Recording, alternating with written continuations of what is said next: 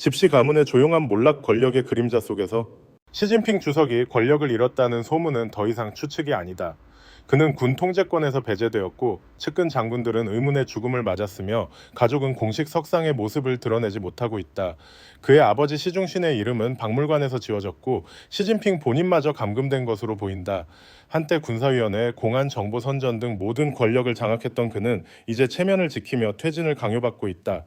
이는 쿠데타 없이도 그를 축출하는 방식이다. 그렇다면 누가 이런 일을 벌였을까?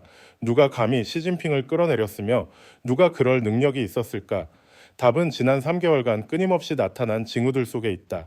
이는 회의석상이 아니라 부재 부사위에서 비롯된다. 시진핑의 부재, 그의 남동생의 부재, 국가 간판에서 지어진 집시 가문의 이름. 중남해는 피를 갈아치우고 있으며 한때 불가침의 상징이었던 그는 권력을 한 겹씩 벗겨지고 있다. 조용히 잔혹하게 조직적으로. 집시 가문의 소리 없는 퇴장 집시 가문은 선언도 판결도 중남해의 공식 성명 한 줄 없이 조용히 사라지고 있다. 그러나 2025년 10월 24일에 일어난 일은 모든 것을 말해준다. 시진핑의 고향 푸핑 집시 가문의 혁명 성지로 불리던 곳에서 중국 정부는 새로운 박물관 개관식을 성대히 열었다. 평범해 보이는 행사였지만 이는 시중신의 23주기와 정확히 맞물린 날이었다. 그는 혁명가로서 빛을 발했으며 이후 시진핑 제국의 정치적 토대를 닦은 인물이다. 그런데 이상하게도 이 행사에 집시 가문의 누구도 나타나지 않았다. 화환도 연설도 자료 사진도 없었으며 특히 시진핑의 친동생 시위안핑은 단 한 번도 모습을 드러내지 않았다. 그는 가문의 정치적 혈통을 상징하는 행사에서 늘 대표로 나섰던 인물이다. 무언가 일이 벌어졌지만 아무도 입을 열지 않았다. 입을 열 필요도 없었다. 시중심 박물관으로 계획되었던 이곳은 갑작스레 새로운 이름을 얻었다. 관중혁명박물관. 차갑고 중립적인 이름, 개인의 흔적도 가문의 향기도 담기지 않은 이름이었다. 이름이 사라졌고 집시 가문은 지워졌다. 명령도 문서도 필요 없었다. 박물관 이름이 바뀌고 사람이 나타나지 않고 가문이 조용히 물러났다. 중국 공산당에게 이는 한 왕조를 끝장내는 방식이다. 단 한 발의 총성도 없이. 시위안핑은 결코 무명의 인물이 아니다. 그는 중국 우호그룹 당서기를 역임하며 외교정치 경제활동과 밀접히 연관된 인물이었다. 수년간 그는 아버지의 정치적 유산을 대변하며 고위 원로들과 어깨를 나란히 했다. 하지만 이제 아버지의 기일조차 기릴 수 없다. 질문은 그가 왜 오지 않았느냐가 아니라 언제부터 참석이 금지되었으며 더 나아가 현직 주석의 동생을 가문의 뿌리인 고향에 발도 못 붙이게 막을 권한을 누가 가졌느냐는 것이다. 답은 이미 나와 있다. 집시 가문의 상징을 하나씩 해체하는 시스템에서 비롯된다. 주영강의 몰락을 떠올려보자. 그가 실각했을 때 가족은 즉시 봉쇄되었다. 며느리 황과는 출국이 금지되고 자산은 동결되며 사진은 기록에서 지워졌다. 장점인 역시 사망 후 그의 이름은 정치교육에서 제외되고 회의장에서 그의 사진은 점차 사라졌다. 이제 살아있는 시위안핑도 죽은 자처럼 취급받는다.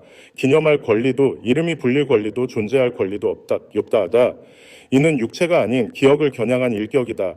피를 흘릴 필요 없이 상징에서 이름을 지우는 것만으로 한 왕조를 끝낸다. 이 시스템의 무서움은 여기에 있다. 승자를 선언할 필요 없이 패자를 충분히 오래 침묵시키고 깊이 묻어버리면 된다. 시진핑이 어디 있는지 묻는 이가 없어지고 그의 이름이 아버지의 박물관에서 지워지고 그의 동생이 공식 석상에 나오지 못할 때 그것이 마지막 종소리다. 표지판도 작별 인사도 없이 그저 상징이 있던 자리에 공백만 남는다. 거기서 집시 가문은 공식적으로 지워졌다. 군대 내피의 숙청 지도자가 군대를 장악하지 못하면 자신의 운명도 통제할 수 없다. 시진핑에게 이는 조용히 하지만 결코 평온하지 않게 일어났다. 중앙군사위원회 내부의 방역은 피로 시작되었다. 말 그대로 피였다. 2025년 초부터 중국 군대의 고위 장군들, 특히 시진핑이 신뢰했던 이들이 줄줄이 몰락했다. 어떤 이는 언론에서 사라졌고 어떤 이는 병원에서 돌연사했으며 어떤 이는 구금 중 자살했다. 공통점은 공식 발표부고 공개 장례가 전혀 없었다는 점이다. 숙청의 서막은 하홍군 상장 중앙군사위원회 정치공작부 상무 부주임이었다. 4월 그는 모든 군사회의에서 갑작스레 사라졌다. 소문이 퍼졌다. 그는 구금 중 사망했고 원인은 해외 정치 평론에 따르면 자살이었다. 장례도 영정사진도 신화사나 CCTV의 공식 보도도 없었다.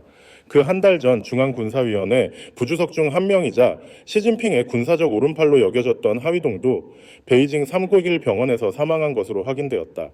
분석가 최신쿤에 따르면 사망 시점은 5월 5일이었다. 주목할 점은 이 죽음의 처리 방식이다. 철저히 은폐되었다. 발표도 군사위 발언도 국가 장례도 없었다. 열병식 미사일 시찰 코로나 방역 행사에서 시진핑 곁에 섰던 하위동은 어둠 속에서 죽었다.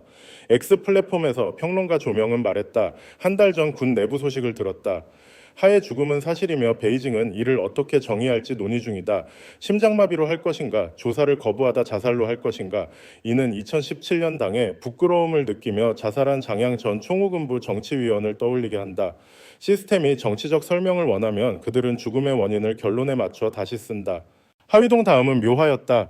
그는 중앙군사위원회 정치공작부 주임이자 하홍군의 직속상관으로 해군 제독 출신의 영향력 있는 인물이었다. 그는 2023년 말부터 연론에서 사라졌고 체포 소식은 없었지만 그가 참석했던 모든 행사에서 그의 이름은 지워졌다. 측근들은 시스템 내에서 방문을 당했다. 중국에서 이는 신호가 아니라 선고다. 이어 정우사령관들이었다. 대만 인근 동부정우사령관 림샹양 중장은 4월 이후 군사보도에서 사라졌다. 그는 정치적 입장이 불분명하다라는 이유로 내부 격리 조사를 받는 것으로 알려졌다. 이어 왕우빈 전략, 미사일 부대를 총괄하는 로켓군 사령관도 사라졌다. 그는 뇌물과 기밀 유출로 실각한 리샹푸의 후임이었지만 몇 달 만에 이유 없이 사라졌다 해임도 전출도 발표되지 않았다. 이 시스템에서 침묵은 한 사람의 끝을 선언하는 방식이다. 또 다른 두 인물 왕춘닝과 장홍빙은 각각 무장경찰 부대 사령관과 정치위원이었다. 이들은 시진핑이 시위 진압수도 방어 민감지역 통제에 활용했던 안정유지의 핵심이었다. 하지만 2024년 중반부터 내부 보고서에서 그들의 이름은 사라졌다. 자리는 교체되었지만 당내 누구도 설명하지 않았다. 시진핑의 안보 세력은 점차 뿌리째 뽑혔다. 정법 시스템에서도 위험 인물이 추가되었다. 서부정우사령관 왕하이장과 정치법률위원회 서기 왕런화. 둘 다 시진핑 파벌과 가까웠지만 최근 회의에서 모습을 드러내지 않았고 조직의 경고를 받아 자아 비판을 강요받았다는 소문이 돌았다. 5월 말까지 최소 8명의 고위장군, 2명의 안보간부, 1명의 법치위원이 시진핑의 충성파로 죽음이든 실종이든 방식으로 시스템에서 제거되었다. 숙청이 멈출 기미는 없다. 지휘자를 언급하는 이는 없지만 모두 암묵적으로 안다. 장유샤 중앙군사위원회 부주석이 모든 칼자루를 쥐고 있다. 시진핑은 군 통제권을 잃었다. 부주석 2명 중 1명은 죽고 다른 1명은 무력화되었다. 마지막으로 권한과 능력을 가진 이는 장유샤였다. 그는 나타나지 않고 발언하지 않지만 실각자 명단은 날로 길어지고 모두 시진핑의 네트워크에 속해 있다. 장점인 시기에 거보슝 쉬차유 처리 이후 중국은 이런 규모의 군 숙청을 본 적 없다. 하지만 당시와 달리 이번에는 공개 재판도 판결도 생중계도 없다 죽음 실종 침묵뿐이다. 대낮에 벌어지는 권력 해체 카메라 앞에 피는 흐르지 않지만 결과는 누구도 착각하지 않는다. 시진핑은 군대를 잃었다. 모든 것을 장악했던 그는 이제 자신을 섬겼던 손길에 의해 한 겹씩 벗겨지고 있다. 선언도 동정도 없이. 칼을 든 자 장유샤는 왕양도 후추나도 아니다. 시진핑에게 칼을 들이댄 첫 인물은 정치가가 아닌 장군이다. 장유샤. 그의 이름은 신문에 자주 오르지 않는다. 그는 대중 앞에서 말하지 않고 구호를 외치지 않으며 당과 나라를 구한다는 후광을 탐하지 않는다. 하지만 중국 군사를 주시하는 이들은 안다. 그가 시진핑의 권력을 단칼에 베어냈으며 용서도 흔적도 남기지 않았다. 중국에서 칼을 드는 자는 말하지 않고 장유샤는 그에 충실했다. 하홍군 하위동의 죽음과 시진핑 측근 장군들의 연쇄 실종 후 내부 조사를 승인하고 숙청 명단을 확정하며 군대를 조직하고 비밀 처리를 집행할 수 있는 이는 한 명뿐이었다. 바로 중앙군사위원회 부주석 장유샤다. 중앙군사위원회 조직 원칙상 부주석은 3명뿐이다. 한 명은 죽고 한 명은 영향력을 잃었으며 장유샤만이 명령서에 서명하고 병력을 움직이며 군대의 핵심 장군들을 결정할 권한을 가졌다. 하지만 그는 권한뿐 아니라 세력과 정치적 의지를 가졌다. 시진핑 밑에서 그는 결코 측근으로 분류되지 않았다. 그는 충성이 아닌 중립과 철저한 규율로 승진했고 당 원로들이 비밀스러운 권력 교체를 맡길 수 있는 유일한 인물이 되었다. 2023년 군대 내부의 재정조사와 로켓군 재조직이 시작되면서 장유샤의 역할은 점차 최고 감독자로 확대되었다. 시진핑이 리샹푸 스캔 파문으로 통제력을 잃자 장유샤는 선수를 쳤다. 해외 소식통에 따르면 시진핑파는 하위동을 조사해서 빼내려 했지만 장유샤는 한 발 앞섰다. 하를 보호하지 않고 사건을 긴급 처리로 격상시켰다.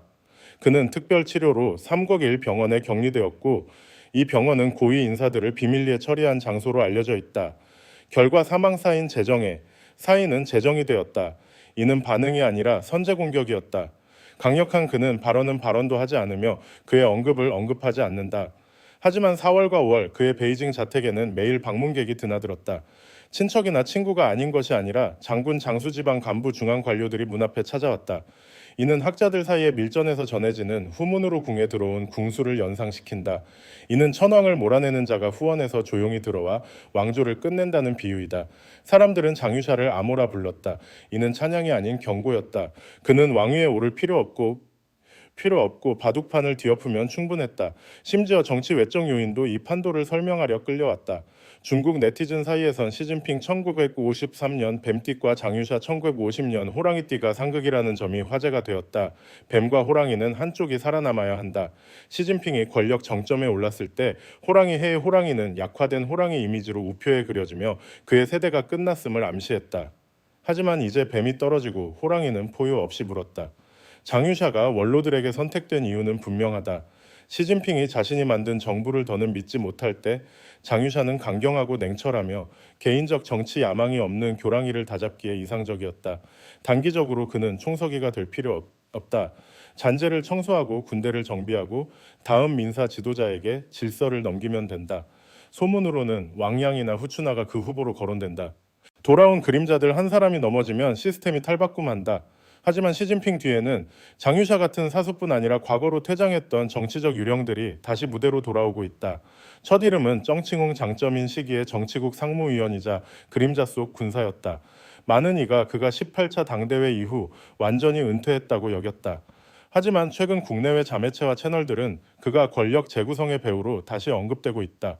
정은 입을 열지 않고 시진핑이 해체했던 옛 네트워크를 재조직하고 여론을 자살하는 책략을 펼친다. 주목할 신호는 보시라이의 아들 보과과가 갑작스레 다시 나타난 점이다. 그는 붉은 태신으로 낙인 쳐놨던 그가 공개적으로 현 정책을 비판하고 사례로 이끄는 발언을 내놓았다. 한나라가 감상하는 사람은 누가 그에게 말할 권한을 주었나가 아니라 정칭시홍의 파가 복귀의 신호를 보내는 것이 아니냐는 의심이다. 런즈창 시진핑을 벌거벗은 왕이라 비판하며 투옥된 부동산 재벌도 거론된다. 최근 그는 면회 허가를 받고 그의 사건이 재검토되고 있다는 소식이 퍼졌다. 시진핑이 정치국과 공안을 완벽히 통제했다면 있을 수 없는 일이다. 이는 관용이 아니라 옛 세력이 무대로 돌아올 길을 여는 신호다. 하지만 가장 의심스러운 것은 중국 내외 소셜미디어에 넘치는 기묘한 정보 흐름이다. 매주 새로운 소문이 나온다. 시진핑이 체면을 지키며 퇴진을 요청했다거나 중앙회의 사중전회가 조기 개최된다거나 왕양이 후임, 후추나가 총리가 된다는 식이다. 질문은 누가 바람을 뿌리며 무슨 목적을 노리느냐는 것이다. 그는 어떤 사람보다도 더 나은 사람이다. 일부 국제 매체는 이러한 정보가 시진핑이나 그의 충성패에서 나온 것이 아니라 당내 반대 세력의 네트워크에서 비롯되며 권력 교체 시기를 활용해 여론을 재구성하려는 시도라고 본다. 연극처럼 각 파는 자신에게 유리한 정보를 띄우고 여론이 이를 퍼뜨다. 여론이 호의적이면 밀고 반발이 크면 물러서 다른 미끼를 던진다. 시진핑은 졌지만 끝난 것은 아니다. 시진핑은 이미 졌지만 아직 끝나지 않았다. 2025년 초부터 사건들을 연결하면 분명한 사실이 드러난다. 그는 중남해를 통제하지 못한다. 공식 사인 발표는 없지만 그는 여전히 국가주석과 총석이라는 명예를 유지하지만 실질적 권력은 군대 선전 정치적 후방에서부터 한 겹씩 벗겨졌다. 그는 병력을 움직일 권한을 잃고 측근 장군을 잃었으며 정치국 내 영향력을 잃었고 심지어 이동의 자유마저 잃어 자신의 관저에서 감시당할 가능성이 있다. 중국 정치 시스템에서 이는 패배가 아니라 실전이다이다. 하지만 전통적인 쿠데타와 달리 이번에는 총소리도 깃발 교체도 새 선언도 없다. 모든 것이 고전 궁정 숙패의 방식으로 조용히 진행된다. 중고로 지금부터 중남해는 비공식적 권력 교체기에 들어갔다. 다는 앞으로의 주요 시나리오는 다 세 가지로 전망된다. 즉, 시나리오 1. 체면 있는 퇴진 시진핑은 조기 중앙회의를 통해 내부 민주적 절차로 합법적 퇴장을 준비한다. 후임자는 개혁파의 왕양으로 일시적 안정을 닦고 다음 세대 지도자를 위한 길을 연다. 가장 평화롭지만 원로들의 절대적 합의가 필요해 가능성이 높다. 2. 장기 혼란 교체, 장유샤가 군대를 안정시키며 일시적 통제를 유지하지만 정치국은 정당성과 경험을 갖춘 후임자를 찾지 못한다. 파벌은 계속 암투하고 숙청은 이어지며 미래를 그리지 못한다. 이는 중국이 후 시진핑 시대로 접어들지만 리더 없는 선물이 되어 지방 군대 경제 불안으로 이어질 수 있다. 3. 공산당의 내분 파벌들이 합의에 실패하고 시진핑의 옛 세력이 강하게 반발하면 분열 가능성도 배제할 수 없다. 불가능해 보였던 중국 공산당 해상국가개혁임시위원회 구성 또는 중립적 기술 관료 정부로의 전환 등이 국제연구소에서 논의되고 있다. 개인 숭배로 구축된 시스템은 그 중심이 무너지면 이론적 구조도 함께 무너진다. 마지막 질문은 시진핑과 어떻게 떠나느냐가 아니라 그가 떠난 후 시스템이 버틸 수 있느냐이다.